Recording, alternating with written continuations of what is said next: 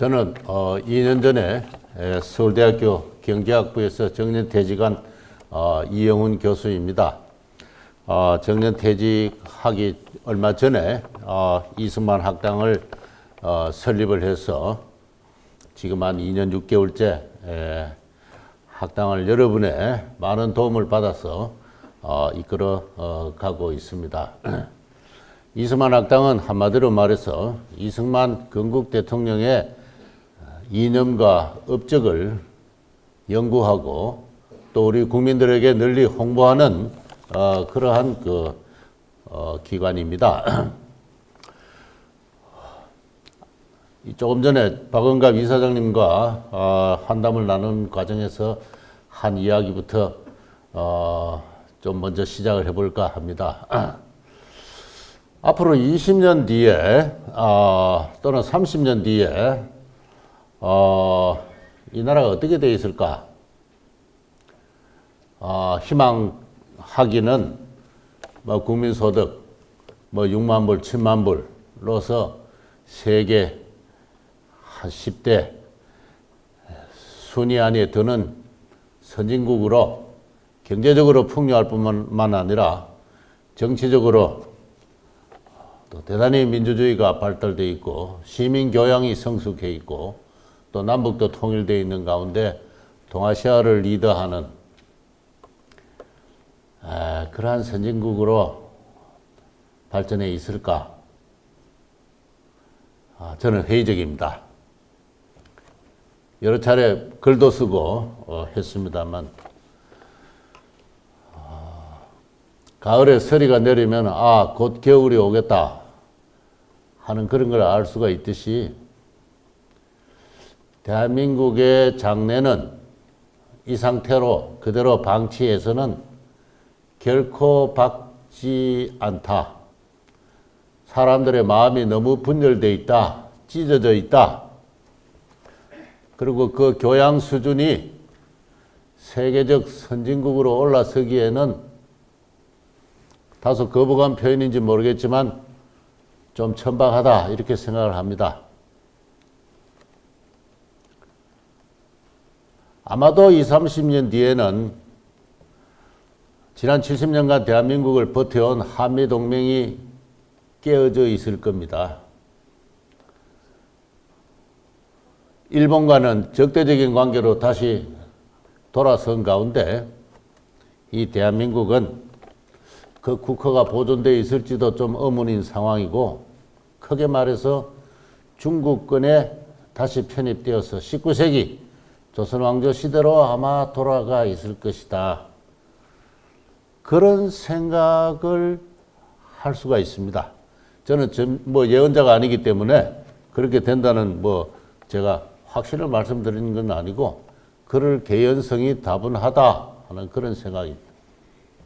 어느 나라가 나라를 만들고 나서 한 3세대 뒤에는 큰 위기가 닥칩니다. 미국도 1784년에 독립한 뒤에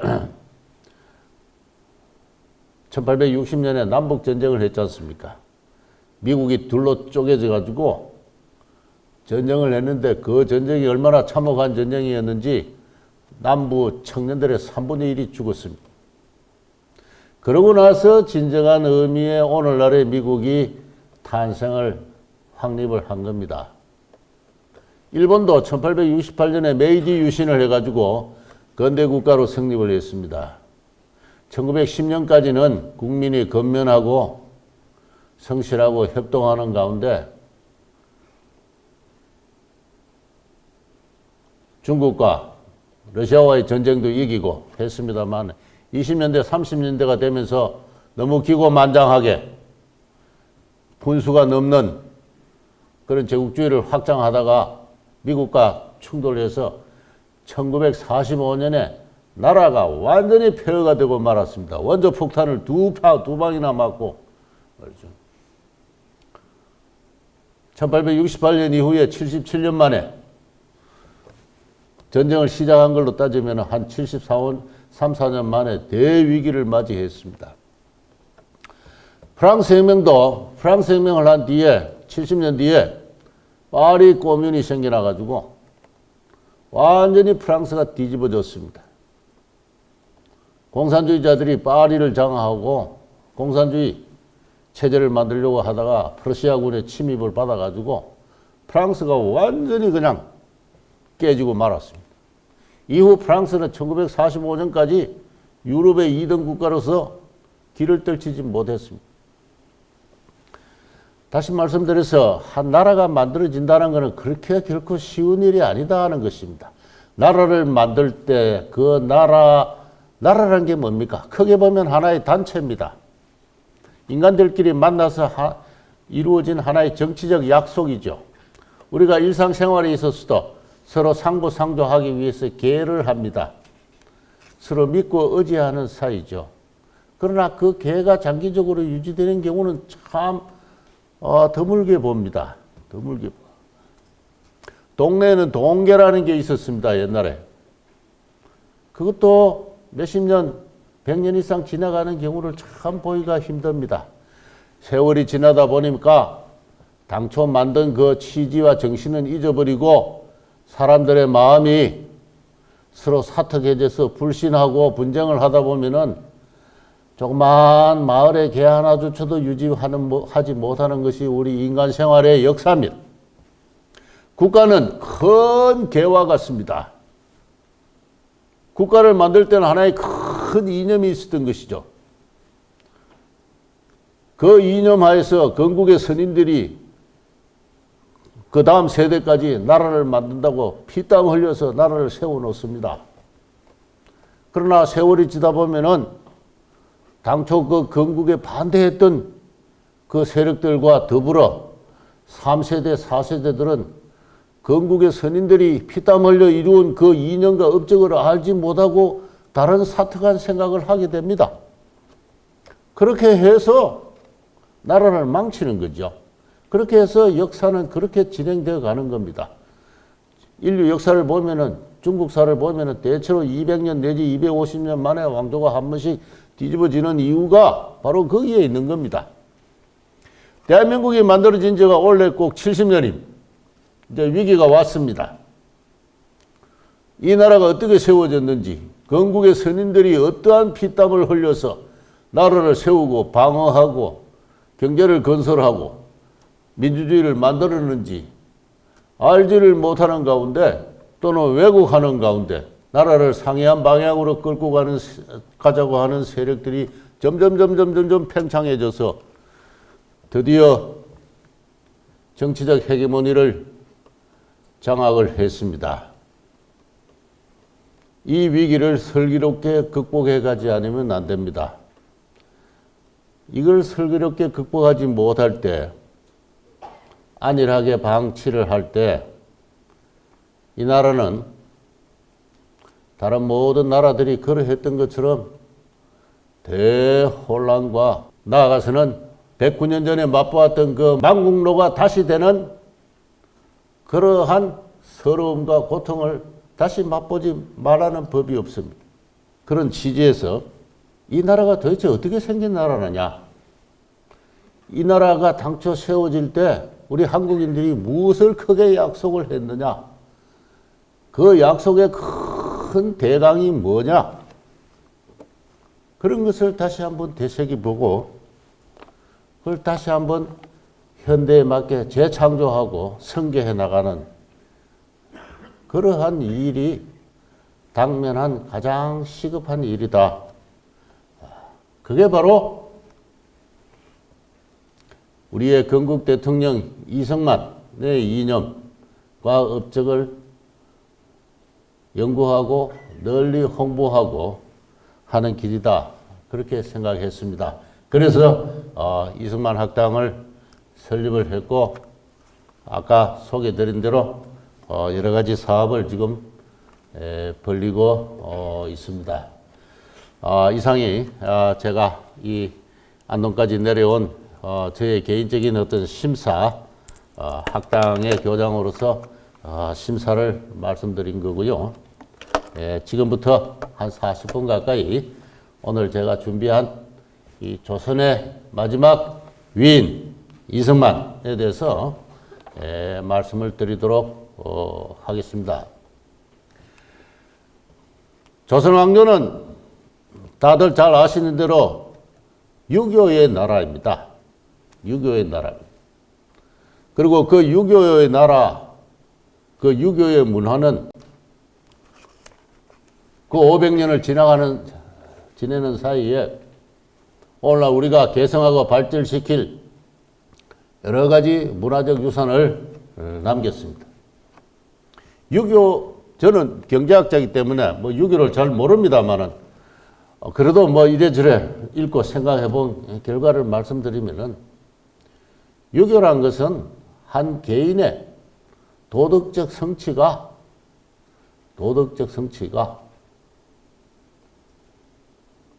유교가 주장하는 정치사회 윤리가 충효제자 아닙니까?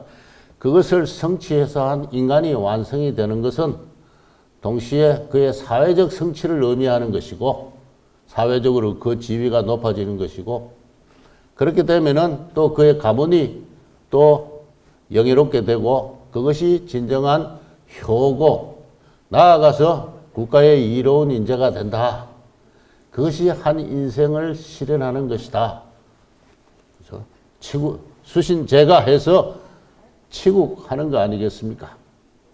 뭐 중국 사람이면 평천하 하겠습니다만 우리 뭐 조선에서는 평천하까지는 나아갈 형편은 못 되고 열심히 학문을 하고 수양을 하고 해서 한 인간이 완성이 되어 가지고 가문을 일으키고 사회적으로 존경을 받고 국가의 이로운 인재가 되는 것. 바로 그걸 통해서 우리 한국인들은 지금 세계에서 가장 건면하고 부지런하고 또 저축을 하고 하는 그러한 그 근로규율과 어떤 생활의 자세를 갖고 있는 국민입니다. 세계 여러 나라의 그 가치관 조사라는 게 있는데 5년 만에 한 번씩 미국의 미시간 대학에서 세계 70여 국가에 한 2,000명을 샘플로 해서 약 한 200여 가지의 그 질문을 합니다. 질문을 해서 나라마다 사람들이 무슨 생각을 하고 사는지를 조사하는 그 조사가 있는데 그 조사 결과가 5년 만에 이렇게 발표되는 걸 보면은 열심히 일하고 열심히 저축하고 장기의 목적을 세워서 현재의 욕심을 억제하면서 장래의 목적을 추구하는 이 근로성과 장기 지향성에서 한국은 단연 세계 최고 수준입니다. 그만큼 한국 사람들은 부지런해요.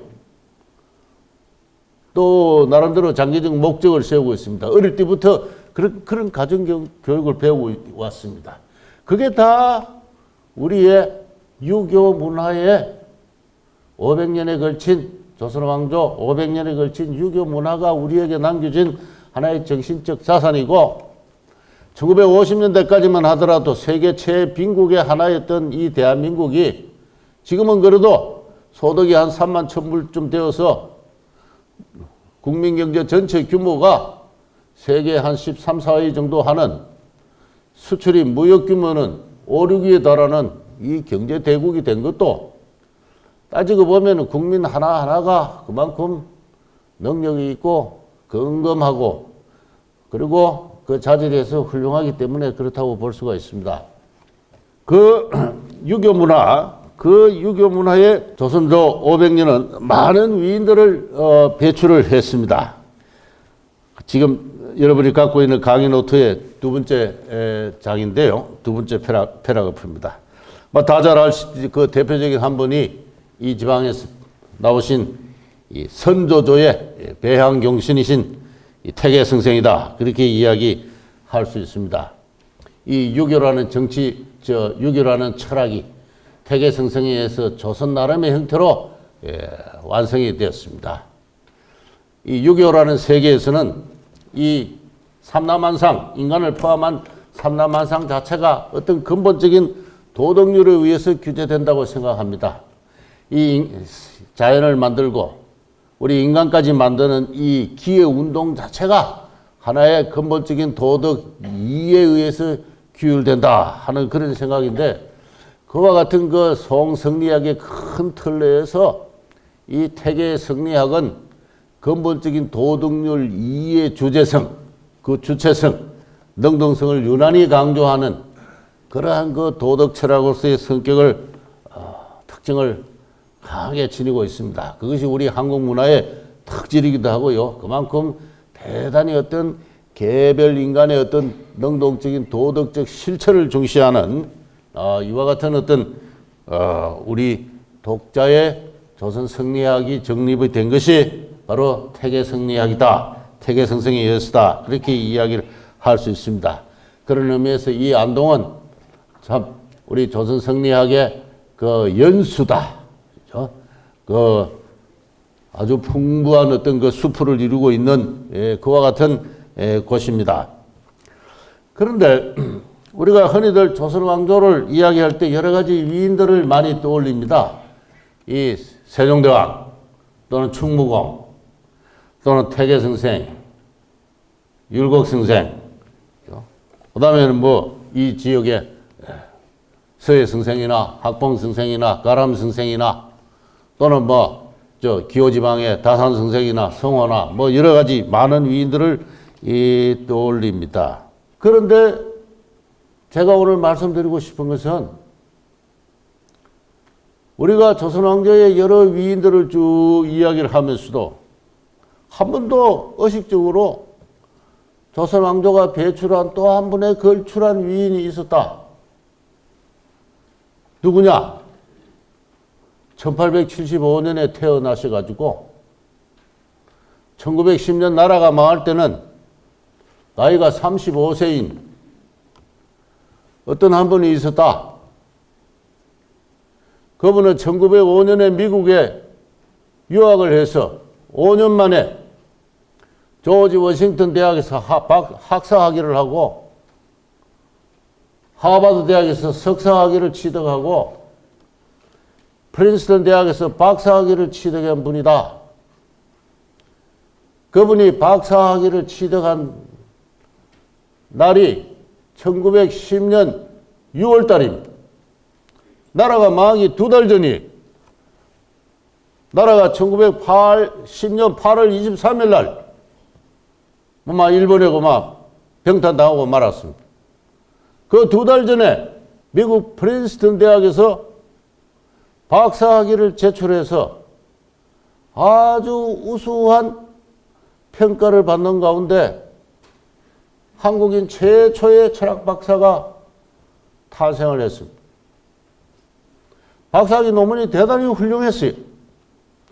그래서 프린스턴 대학은 그 박사학위 논문을 1년 6개월 뒤에 프린스턴 대학 출판부에서 출판을 했습니다. 그러한 학술적인 역량은 지금도 보통 사람이 누릴 수 있는 게 아닙니다. 그 사람이 누굽니까? 우남 이승만이에요. 그런데 거기서 끝났으면은 우리가 위인이라고 할 수 없을지 모르겠습니다. 9년 뒤에 3.1운동이 일어났을 때 각 지역에서 임시정부가 들어섰습니다. 그 임시정부마다 다 이승만이라는 분을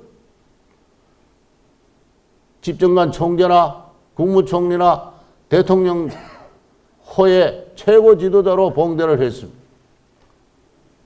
그 임시정부가 통합이 되어가지고 1919년 9월 달에 상해에서 대한민국 통합 임시정부가 성립했을 때 이분이 임시대통령을 하신 분입니다. 그러고 나서 줄기차게 독립운동에 헌신을 하셔가지고 드디어 1948년에는 이 대한민국이라는 나라를 세우신 분이에요. 따라서 그분은 대한민국의 건국 대통령으로서 대한민국의 첫 번째 가는 위인이기도 하지만은 제가 오늘 말씀드리고 싶은 것은 조선 왕조가 국운이 다 해서 쓰러질 때 새로운 인물이 하나 탄생해서 가지고 망국노가 되어버린 이 민족을 다시 자유인으로 소생시키고, 그리고 조금 전에 말씀드린 대로 세계 10대 경제대국으로, 또 이 나라가 민주주의가 지금 상당히 성숙해 있습니다. 뭐 여러 가지 문제는 많지만 세계적으로 볼 때 민주주의가 발달한 나라로 평가되어 있습니다. 이 민주주의를 이식시키고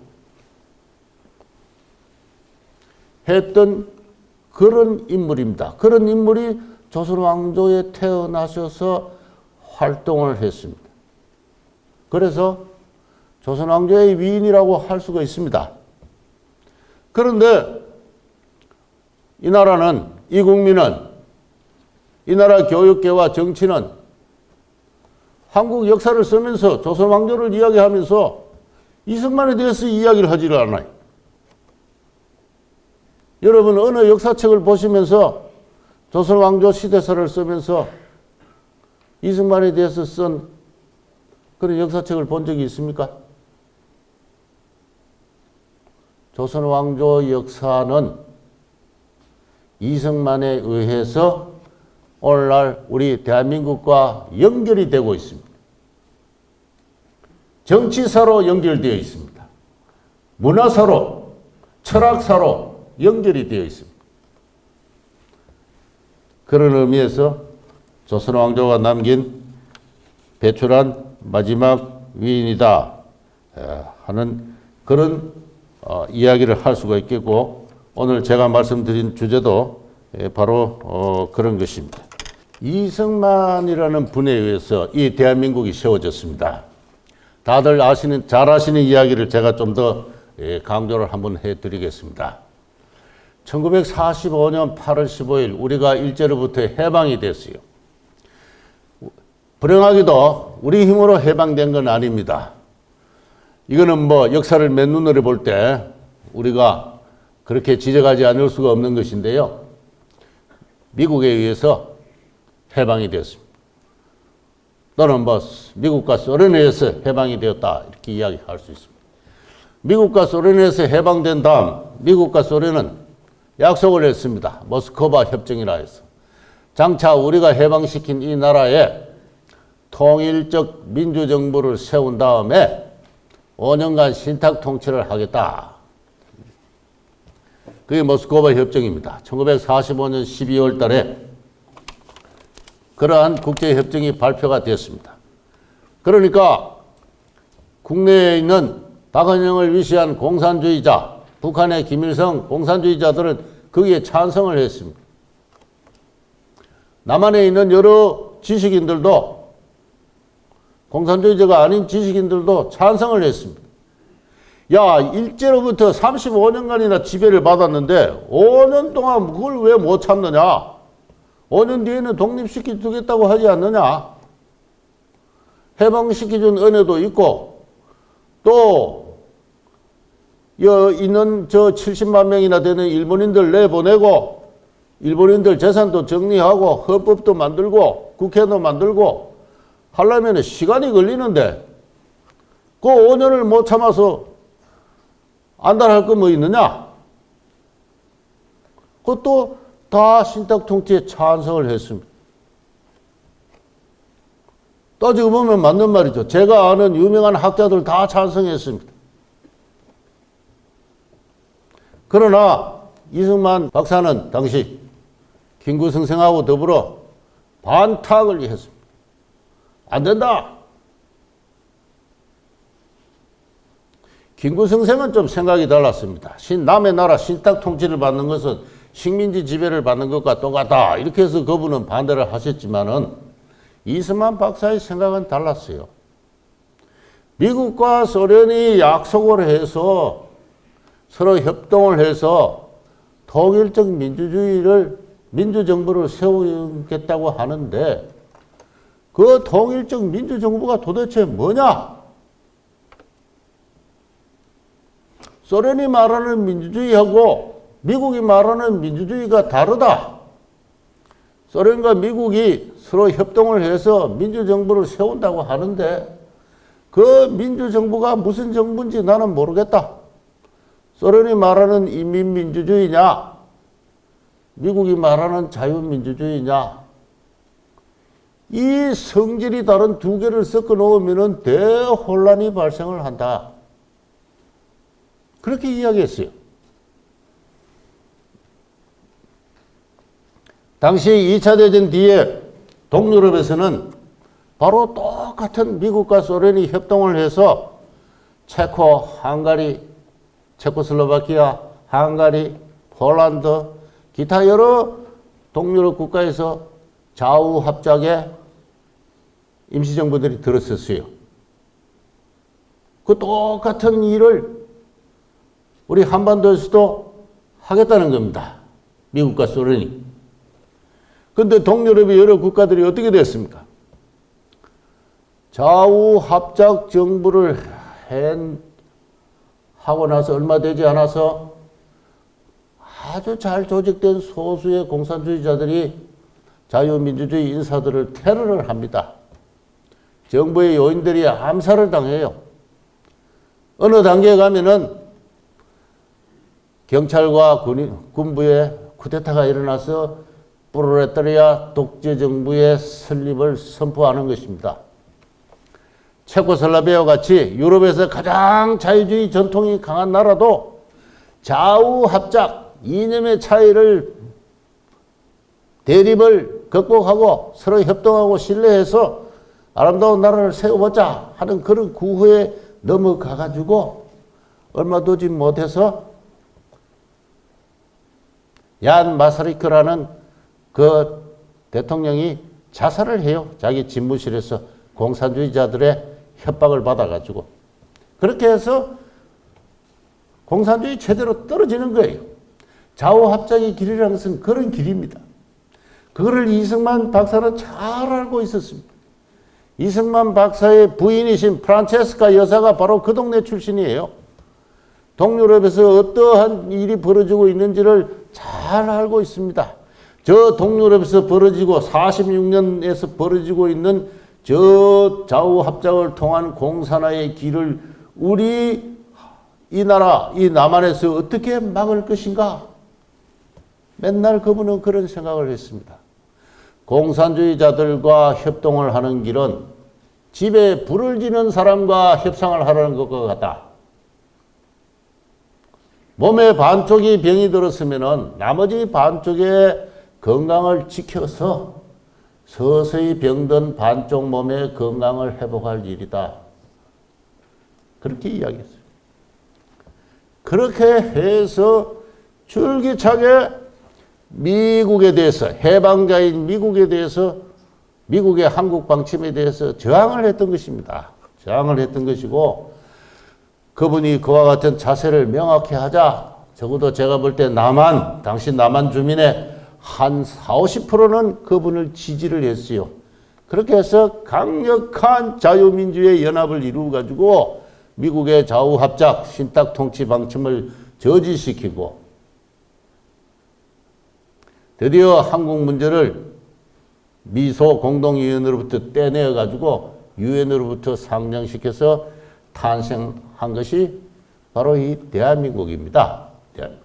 따라서 대한민국의 성립은 물론 일제로부터 해방을 시켜주고 또 유엔을 움직여서 나라를 만들게 한 미국의 후견 도움이 컸지만은 절반의 공적은 어떻게 보면 절반 이상의 공적은 이승만 박사의 역사를 보는 눈, 인간을 보는 눈, 그것에서 비롯한 그분의 투철한 신념, 그것으로 이루어진 것이 공산주의와 타협하는 것은 집에 불을 지는 사람과 협상하라는 것과 같다.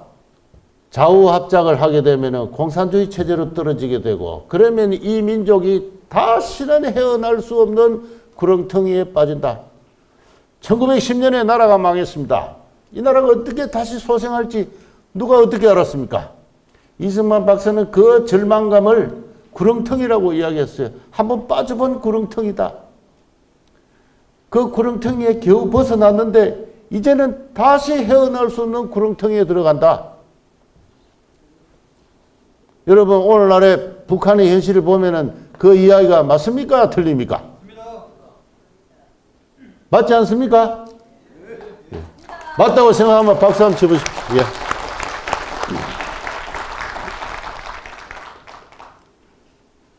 북한 주민들은 지금 국가의 노예입니다. 김씨 세습 왕조의 노예와 같습니다. 약간만 정치적 이의를 제기하면은 재판도 없이 끌려가서 정치 수용소 가십니다. 그런 정치 수용소에서 가 있는 사람이 전국에 한 20만 명 가까이 된다고 그래요. 열 몇 개의 정치범 수용소들이 저 함경도 골짜기에 개돼지처럼 그러한 비참한 생활을 하고 있다고 그래요. 그 수용소를 탈출한 사람들이 남한에 와가지고 자기 수용소에서 겪은 그 비참한 이야기를 하는데 서울대학에 와서 그런 강연을 하는데 제가 가보니까 모이는 학생이 20명, 30명밖에 안 돼요. 그 사람이 일본 동경대학에 가서 강연을 하니까 강당이 꽉 차서 앉을 틈이 없고 미국에 가서 강연을 하니까 사람들이 눈물을 흘리고 우리 한국인들이 자유를 알고 있습니까? 남의 나라 이야기도 아니고 자기 동포인데 자기 동포가 얼마나 노예 생활을 하고 있는 것을 이야기를 해도 마음에 감동이 없어요. 이게 바로 제가 서두에서 말씀드린 대로 이 나라가 근본적인 위기에 봉착한 가장 큰 원인입니다. 이제 이승만 이야기로 다시 돌아가도록 하겠습니다. 1875년에 태어나셔가지고 황해도 평산에서 양녕대군의 후손으로 태어났습니다. 나이 2살 때 부친 이경선홍이 어린 이승만, 갓난아기 이승만을 데리고 지금 서울 남대문 밖 그 힐튼 호텔 그 자리입니다.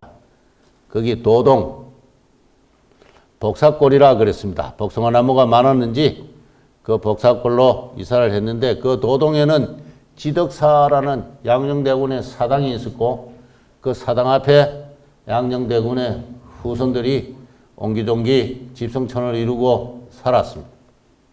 거기서 이근수 대감이라든가 당대에 또 대감들이 나오고 해서 출생과 성장의 배경에서 이승만은 비록 가난했지만은 그리고 7대 1회로 현달한 분이 없었습니다.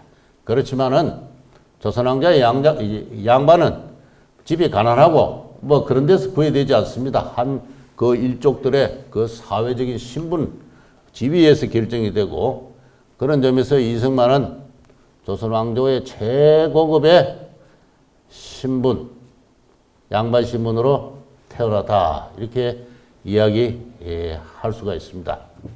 나중에 이승만이 감옥에 갇혔을 때 그 이경선홍은 그 일가 친척이 되는 이근수 대감을 찾아가서 구명운동을 했고요.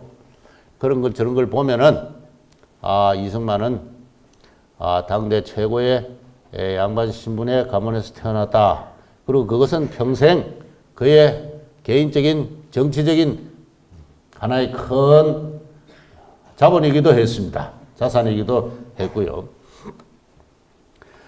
아주 총명한 분이 되어가지고 나이 12살 때부터 과거에 응시를 했습니다. 12살부터 과거에 응시를 했는데 나이를 속이고 했다 이런 말이 가끔 책에 나오는데 그건 잘못된 말입니다. 과거를 보는 데는 나이 제한이 없었어요. 능력만 있으면 누구나 보는 겁니다. 12살부터 봤다는 것은 상당한 정도로 일찍부터 경서에 시문에 통달해 있었다는 이런 이야기를 할 수가 있고요. 1894년에 갑오경장으로 과거제가 폐지가 되니까 이분이 인생의 목적을 잃었습니다. 그렇게 해서 친구 그 신흥우라는 사람의 인도를 받아서 배제학당에 들어갔는데 영어라도 좀 배우면은 그 도동에서 배제학당까지 그 바로 얼마 되지 않습니다. 걸어서 한 10분 정도 거리 되나요?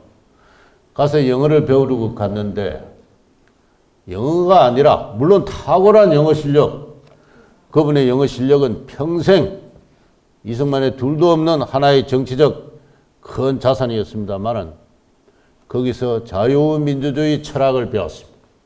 에비슨이라는 카나다 출신의 의사로부터 그걸 전수를 받고 눈물을 흘리면서 이 나라를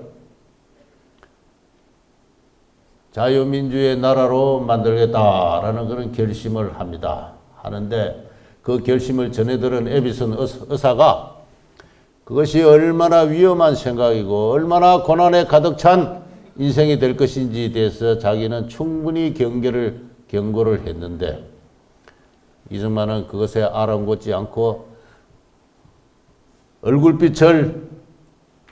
얼굴을 굳게 하면서 이 망해가는 나라를 그런 자유민주의 나라로 만들겠다라는 결심을 토로하고 에비슨 박사에게 내 상투를 잘라주시오 하고 해서 상투를 잘라받았습니다.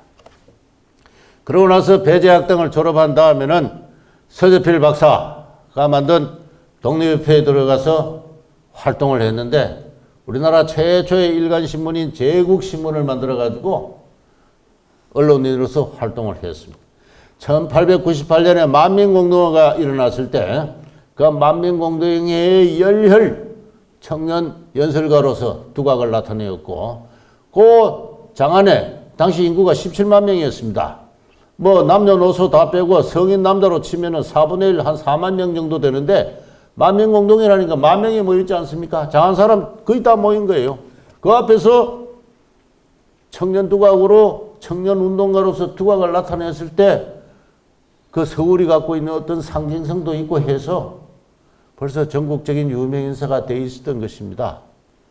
그러다가 너무 혈기가 방장한 나머지 고종황제 폐연모에 어떻게 연루가 되어가지고 한성 감옥에 갇혀서 사형수로서 처형될지도 모를 위험에 처했습니다. 같이 들어간 사람 친구들은 처형이 되기도 했어요. 어느 날 해가 지는 네웃네웃 석양에 감옥문이 열리면서 간수들이 들어와서 이승만의 목과 다리를 묶고 있는 착고를 풀었습니다. 아, 이제 끌려나가서 죽는 모양이구나. 그러는데 같이 묶여있던 옆에 사람이 끌려나가서 죽었습니다. 이제 끌려나가서 죽는가 보다 해서 품에 아버지께 드리는 유서, 그것을 옆에 사람한테 맡겼더니 그 사람이 끌려나가 죽었어요. 이런 생사의 기로에서 그는 기독교인이 됩니다. 기독교인이 되는데 저는 여기서 기독교를 지금 강조하는 것이 아니라 기독교인이 된다는 것이 무엇을 의미하는가 하는 것을 제가 지금 말씀드리고 있습니다. 이분은 그때 3년 전에 에비슨 박사에게 내가 자유민주주의 혁명을 하겠다고 했을 때 그때 그 자유, 그것은 어디까지나 개인적인 권리, 평등, 신분 철폐 뭐 그런 것을 이야기할 뿐입니다. 그런데 감옥에서 그가 자유인으로 거듭났을 때 그 자유인은 그의 영혼에 있어서 정신에 있어서 나아가서 세계적인 범위에서 하나의 세계인으로서 거듭나는 것을 한 민족이나 종족이나 국가에 얽매이지 않는 근본적으로 한 자유인으로 거듭나는 것을 의미하는 것이었습니다. 이후 그는 5년 7개월 동안 감옥 생활을 하면서 서양 선교사들이 넣어준 수많은 책을 읽었어요. 5년 7개월 뒤 감옥을 나왔을 때 그는 이미 세계적인 수준의 지성에 도달해 있었다. 그렇게 이야기를 할 수가 있습니다. 이 사진은 감옥 속에 있는 이승만인데요. 1903년 감옥에 갇힌 4년 뒤에조차도 목에 쇠사슬을 메고 있는 중재인으로서의 모습을 보이고 있습니다. 저 쇠사슬을 하고 있다는 것 자체가 국사범이라는 뜻입니다. 옆에 있는 분들은 당시 장안에 유명한 양반들이에요. 이 앞줄에 앉아있는 분, 한가운데 앉은 분이 유성준 씨입니다. 이분의 형이 유길준 씨예요. 유성준 씨는 전라도 관찰사까지 하신 고관을 지낸 분입니다. 그 옆에 계시는 분이 이상재예요. 다 나라가 쓰러질 때 저 엉터리 같은 황제를 좀 어떻게 폐위를 좀 해볼까 하는 그런 업무에 다 조금씩 관련이 돼서 다 잡혀 들어온 사람들이에요. 이분이 유승준 씨가 감옥에 들어온 게 1902년입니다. 이 사진은 1903년에 찍은 것이고요. 이렇게 감옥에서 서울 장안의 유명한 어떤 그 양반 사대부들을 이승만은 교육을 시킵니다. 그가 터득한 자유를 가리키고 유성준이란 사람은 자기보다 나이가 20살 가까이 나린 이승만을 보고 당대의 포사다, 대학자다 그랬습니다. 바로 그러한 저 사진입니다. 이 1904년에 러일 전쟁이 터졌을 때, 이 러일 전쟁이 터진 이후에 이 나라는 망하게 돼 있었습니다. 그거는 이승만의 표현에 하면은 삼척동자도 아는 사실이에요. 러시아가 이기면은 러시아의 먹이가 되고, 일본이 이기면은 일본의 먹이가 되는데, 나라의 전망이 경각이 달렸는데, 나이 30이 다 된 청년이 감옥에서 갇혀 있으니까 그 울분을 참을 수가 없어가지고 쓴 책이 1904년에 나온 쓴 독립정신이라는 책입니다. 이 독립정신이라는 책을 자세히 읽어보면요, 이승만의 지성이 세계적인 수준에 이미 도달해 있다. 생각해 보세요. 5년 7개월 동안 감옥 속에서 책만 읽으면은, 그것도 영어책을, 물론 성경도 읽고 중국 한문도, 중국 당시 계몽수도 읽고 했습니다만은, 감옥 안에서 이승만의 만든 그 서실에는 500권의 책이 있었어요. 그 중에 200권이 영어로 된 책이고, 그 외에 선교사들이 매달에 그 신문과 잡지를 넣어줬습니다. 그걸 읽고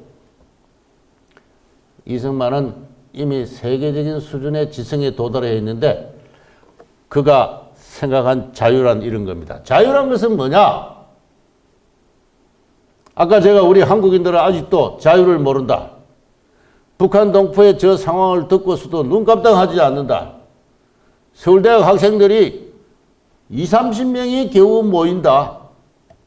동경대생들은 200-300명이 모이는데 어떻게 해서 자기 동포의 이야기를 그렇게 무심하게 들어넘기는, 어떤 면에서 매정하게 짝이 없고 마음이 닫힌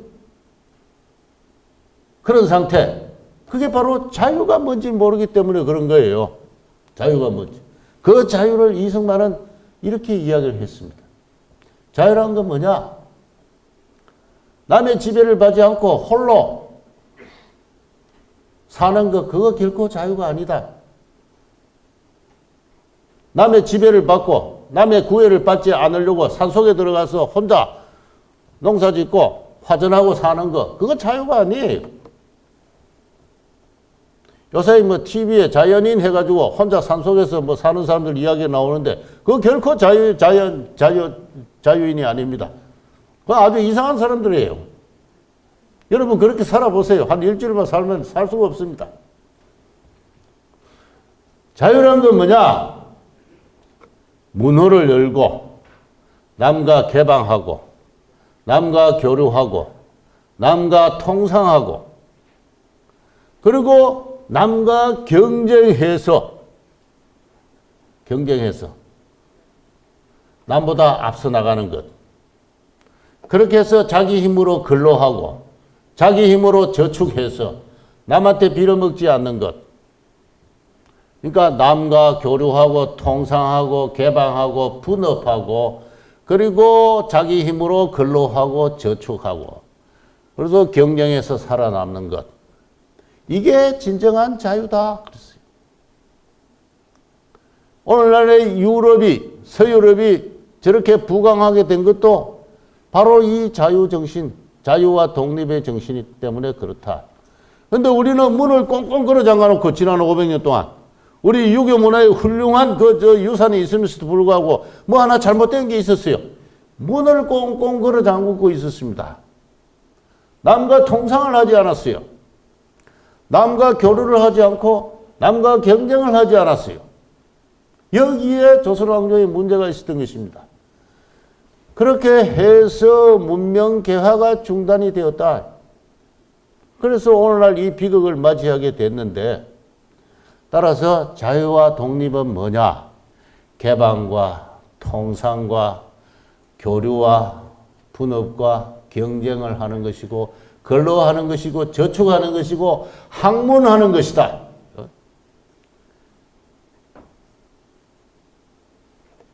그러한 이야기를 독립정신이라는 책에서 했어요. 이 독립정신, 자유정신을 몰랐기 때문에 이 나라가 지금 망하려고 하고 있다.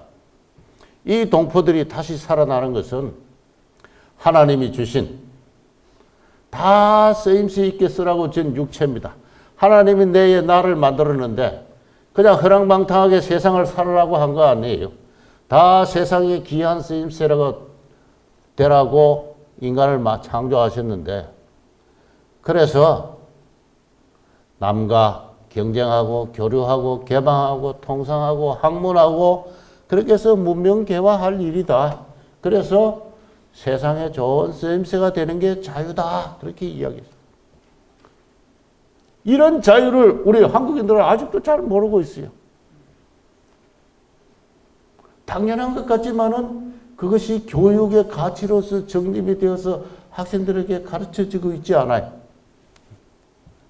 오늘날 서유럽이 미국이 저렇게 부강한 것은 이 자유정신에 투철하기 때문에 그렇습니다.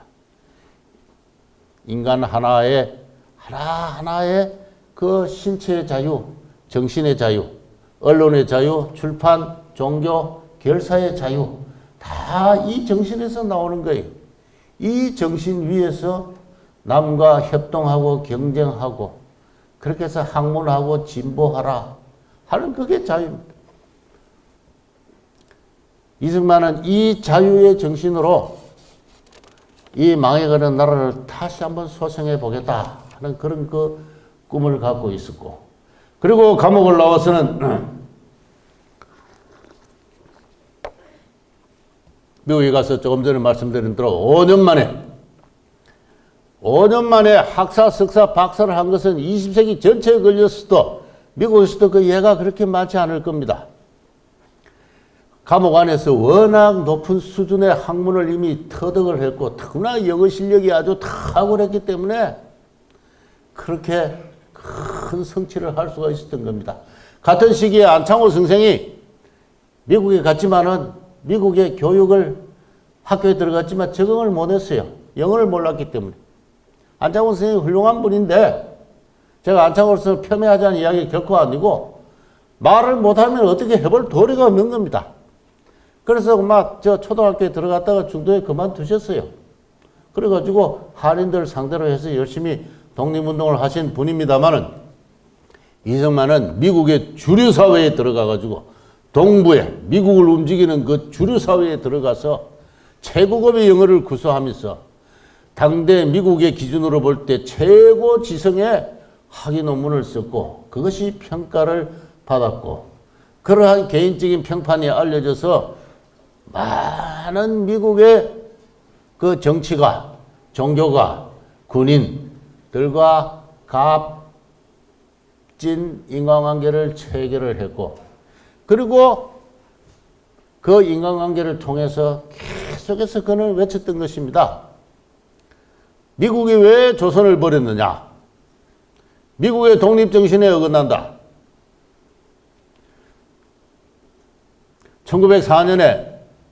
1905년에 일본이 조선을 보호국으로 만들 때 미국이 찬성을 했습니다. 그리고 2년 뒤 1907년에는 비밀 협약을 맺어가지고 일본이 조선을 병탄해도 좋다라는데 미국이 동의를 해줬어요. 그 가츠라 테프트 조약이라 합니다만. 이승만은 계속 그거를 지적하면서 미국의 독립정신에 어긋난다. 당신들 조상들이 미국을 독립시킬 때 그 정신이 뭐냐? 한 약소국이 힘이 없고 좀 헤맨다고 해서 그렇게 쉽게 버릴 소냐? 그게 미국의 독립정신에 어떻게 맞는 말이냐? 미국의 독립정신이 뭐냐? 자유와 독립, 평화 아니냐? 그 정신을 잊어버리고 동양의 한 약소국을 쉽게 그 당초 1882년에 서로 조미조약이라고 해서 우호 통성조약을 체결한 게 있습니다. 거기 보면은 서로 어려울 때 도와주기로 그렇게 조약 명문에 규정되어 있어요. 그 영구평화 우애의 정신을 버리고 일본을 도와줬으니 장차 미국이 벌을 받을 것이다. 그런 이야기를 평생 했습니다. 저 국무부 창고 안에는 아직도 폐기되지 않는 미국과 조선의 영구평화 상호 우애를 규정한 조약 문서가 있다. 미국이 잠복하고 있다. 그 드디어 미국이 벌을 받아가지고 일본과 전쟁을 했지 않습니까? 미국 젊은이 15만 명이 태평양에서 전사를 했어요. 그래서 사람들은 그제서야 저 이승만이라는 사람이 헛소리가 아니구나. 뒤늦게 그걸 깨달은 겁니다. 그렇게 해서 조선 독립에 대한 도덕적 책무감이 생겨가지고 그렇게 해서 카이로 선언도 발표하고 조선 독립을 우리 대한민국을 세우는데 미국이 그렇게 후견자적 역할을 한 것입니다. 미국 지도자들이 표하면은 한국 문제는 우리의 정치 군사적인 전략의 문제가 아니다. 한국은 우리에게 군사적으로 정치적으로 중요한 나라가 아니다. 그러나 도덕적으로 심리적으로 부담이 있고 우리는 그것을 패할 수 없다. 그래서 한국을 도와준 거예요. 그 도와주는 그 징검다리 역할을 한 분이 바로 이승만입니다. 그렇게 해서 어렵게 이 나라를 만들어 오신 분인데 이 사진은 프린스턴 대학에서 박사학위를 취득하실 때 그 모습이고 그 앞 또 다음 사진이 하나 더 있습니까? 그 앞 사진인가요? 이 사진은 1905년에 미국에 건너갔을 때 미국에 건너간 것은 당시 민영환 대신에 민영환 씨가 이 이승만을 후원하고 있었습니다. 영어를 잘한다고 하니까 미국에 건너가서 하원 의장을 만나서 대한제국의 독립을 청원해라. 그렇게 해서 그 밀사로 미국에 파견이 됐는데 이 이승만이 하원 의장 존 헤이를 만나서 이분은 대한제국에서 그 미국 그 공사를 잠시 여기만 그런 그 이력을 가진 분입니다. 한국에 대해서 친한 감정을 갖고 있는 분인데 그 존 헤이 하원 의장에게 그 독립청원을 한 다음에 어떤 연분이 닿아가지고 당시 루즈벨트 대통령을 만날 때의 모습이에요. 대통령을 만나러 가니까 아무 옷이나 입고 갈 수 없어가지고 외교관 복장을 빌려서 이렇게 없는 돈에 옷을 빌려 입고 모자도 빌려 쓰고 이렇게 해서 루즈벨트 대통령을 접견할 당시의 모습입니다. 동양에서 건너간 한 젊은이가 미국의 하원 의장뿐만 아니라 미국의 대통령까지도 만날 수가 있었어요. 여러 사람의 도움이 있기는 했습니다만은 그때 그러나 미국의 루즈벨트 대통령은 좀 전에 말씀드린 대로 이미 일본의 한국 병탄을 일본에다가 약속한 그와 같은 상황이었고 이승만은 자기가 쏘았다는 사실을 한참 세월이 지난 다음에 알게 됩니다. 그 다음 사진이 조금 전에 그 박사학위 그 받을 때의 그 사진이고 그 다음 사진은 잘 알려진 이야기입니다만은 이승만이 임시 대통령으로 취임했을 때 하와이에서 임시 대통령으로 봉대되었다는 사실을 듣고 1년 뒤에 하와이에서 중국으로 가는 상해로 가는 화물선 칸에 숨어 들어갑니다. 그 화물선은 미국에서 하와이에서 일하는 중국인 노동자들의 이 죽었을 때 그 시체를 실어 나르는 그 배였어요. 그 중국인 쿨리들의 시체를 담은 관 사이에 숨어 들어가 가지고 상해까지 가셔서 그래서 상해 임시정부 여러 요인들의 환영을 받는 그런 장면이고 옆에 계시는 분이 이동희 국무총리고 그 옆에 보시는 분이 도산 안창호 선생입니다. 그런데 아시다시피 다 생각이 달랐어요. 이 이동희 국무총리는 우리나라 최초의 공산주의자예요. 이승만은 최초의 자유민주주의자고. 생각이 달라요. 아직 한국인들은 독립을 할 태세가 되어 있지 않았던 것입니다. 임시정부는 뿔뿔이 몇 년 뒤에 다 흩어지고 말았어요. 겨우 간판 하나를 붙들고 김구성생이 45년까지 버틴 셈입니다만은 어쨌든 이 이승만 대통령은 이 단계가 되면은 벌써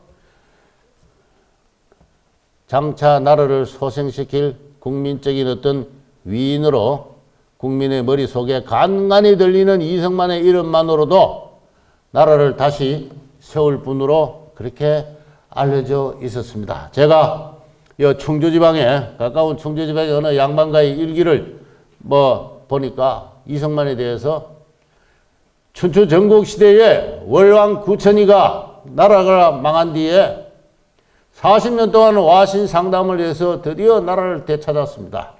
그 와신상담 40년의 월왕 구천과 같은 존재로 이승만을 벌써 이야기를 하고 있는 걸 그 일기 속에서 봤습니다. 이승만은 그의 높은 조선 왕족의 계열을 이룬다는 신분, 그리고 일찍부터 독립협회 만민공동에 활동한 어떤 계몽운동가, 그리고 아주 드라마 소설과 같은 한성 감옥에서 5년 7개월의 그 생활과 수련, 그리고 미국에 건너가서 미국의 하원 의장과 대통령까지 만난 다음에 5년 만에 아주 우수한 박사학위 논문을 수료한 한국인 최초의 박사라는 사실. 이승만 다음에 미국에 박사호가 나는 것은 1929년입니다. 19년 뒤나 되어서 가능한 일이. 그만큼 그는 일찍이 탁월한 어떤 성취를 이룬 분이었고, 그리고 그가 감옥에서 만난 여러 조금 전에 소개드린 이상재 이런 분들의 도움을 받아서 3.1운동이 일어났을 때는 임시 대통령으로 그렇게 봉대가 되었고, 그런 상태에서 줄기차게 자유 한국인이 소생하는 것은 자유인의 길이다. 공산주의 길은 아니다. 이동희와 같은 저런 공산주의자들이 상해 임시정부를 결국 분열시켰습니다. 공산주의로 나아가면 문명의 진보가 중단한다.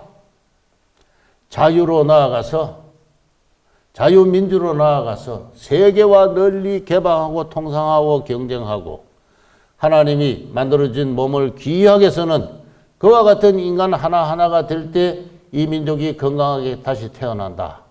그것은 기본적으로 친미다. 미국과 같이 가는 것이다. 미국이 힘이 세고 강한 나라라서 그런 것이 아니고 미국의 정신이 훌륭하기 때문에 그렇다. 그러한 노선으로 이 대한민국을 다시 소생시키자 하는 일념 하나로 평생을 뱉어오신 분이고, 그리고 그것을 끝내 성취를 했어요. 이뤘습니다. 이승만은 어떤 의미에서는 가장 행복한 사람이었습니다. 그분은 절교 내 60년 혁명가 인생에 있어서 이런 이야기를 자주 했습니다. 1895년부터 1960년 건자에서 물러갈 때까지 65년 동안 그는 혁명가로서 살았습니다. 그 혁명이란 뭐냐? 자유 한국인을 자유인으로 소생시키는 것이고, 국제적으로는 미국이 중심이 된 세계 자유인의 국제연합, 세계 자유인의 가족에 편입을 시키는 것이고, 경제적으로는 세계 시장에서 활동하는 것입니다. 그러한 업적을 그분은 드디어 결국 이루어내고 말았습니다. 1953년에 한미동맹이 체결됐습니다. 미국이 동양의 조그마한 나라, 자기 힘 하나, 자기 힘으로 스스로 지킬 수도 없는 나라와 상호방위 동맹을 맺었어요. 그 이승만의 탁월한 어떤 정치 외교력이 그런 업적을 가능케 했습니다. 그리고 나서 그분이 발표한 성명이 있어요. 이 동맹의 체결로 인해서 한국인은 앞으로 수세대에 걸쳐서 큰 복락을 누릴 것이다. 그렇습니다. 바로 지금까지였습니다. 그분의 예언대로 한국인은 번영을 했습니다. 경제적으로나 정치적으로 번영을 했습니다. 그러나 이제 그 정신을 잊어버리고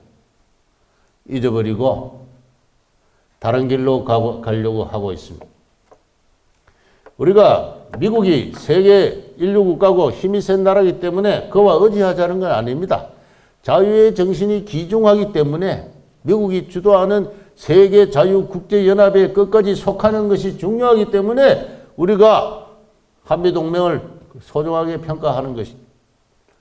이른바 G2라는 중국에 자유가 있습니까? 자유 없습니다. 저 15억 중국인은 자유인이 아니에요. 중국은 우리의 중요한 통상국가입니다. 더 이상은 아니에요. 우리 자유의 깃발을 높이 내세우면서 그 점에 관한 절대 양보가 없어야 됩니다. 그런데 이 나라 정치가들이, 이 나라 지성인들이 그 점을 잊고 지금 친중 노선을 펼치고 있는 것 같아요. 서울대학부터 그랬습니다. 제가 정년퇴직하는 그 해에 서울대 총장이 시진핑 주석을 초청을 했어요. 시진핑 주석이 한국에 왔을 때 서강대학을 가려고 했습니다. 서울대학을 차라리 차마 가겠다고는 이야기를 못했죠. 한국을 상징하는 대학이니까. 그런데 이 멍청한 서울대 총장이 서강대 가려고 하는 시진핑 보고 서울대 오시오 하시니까 서울대 시진핑이 얼마나 속으로 좋았겠습니까? 와가지고 교수들, 학생들 모아놓고 한 이야기가 500년 전에 일본이 쳐들어왔을 때 중국이 조선을 도와서 일본을 물리친 그 우애 정신을 다시 살려서 지금도 일본과 맞서자 그랬습니다. 그랬더니 교수고 총장이고 학생이고 박수를 쳤다고 그래요. 시진핑 방문 기념관을 학교 도서관을 지금 만들어 놓고 있습니다. 제가 시진핑이 개인의 자유를 존중하는 사람 같으면 아무 소리 안 하겠어요. 공산주의자입니다. 공산주의자. 그 공산주의자를 아니 다른 데 가게 돼 있는 사람을 억지로 불러가지고 그런 이야기를 듣고 좋아하는 그것이 지금 한국의 인류 대학의 지금 정신 상태예요. 그래서 제가 아까 말씀드린 대로 서리가 내리면 겨울이 온다고 아, 이 나라는 지금부터 망해가는 모양이구나. 정신 상태가 이래가지고는 이 나라를 이 큰 약속체를 이끌어갈 수가 없어요. 그래서 여러분께서도 꼭 돌아가시면은 독립정신이라는 책을 사서 한번 읽어보시고 또 이승만에 대해서 여러 가지 좋은 책들이 많이 있으니까 공부하시고 여러분의 자제들에게 그걸 가르쳐 주시고 그렇게 해서 국민 하나하나가 자유인으로 거듭나고 이 자유인으로 미국과의 동맹을 굳건히 하고 세계 자유가족의 연합으로서 책임을 다하고 또 북한 동포를 우리 공산저 학정 체제로부터 해방시키고 그러한 자유의 전사로서 한 몫의 역할을 다 해야 되지 않겠느냐. 그래서 이승만 학당이 그러한 역할에 좀 앞장설 생각입니다. 여러분께서 좀 많이 도와주시고 함께 자유인의 전사의 큰 대열을 만들어 나가면 좋겠다 하는 그런 생각을 하면서 그런 부탁을 드립니다. 제 준비한 강연록에 남은 이야기가 좀 더 있습니다만은 시간이 이미 많이 지났고 더 말씀드리는 건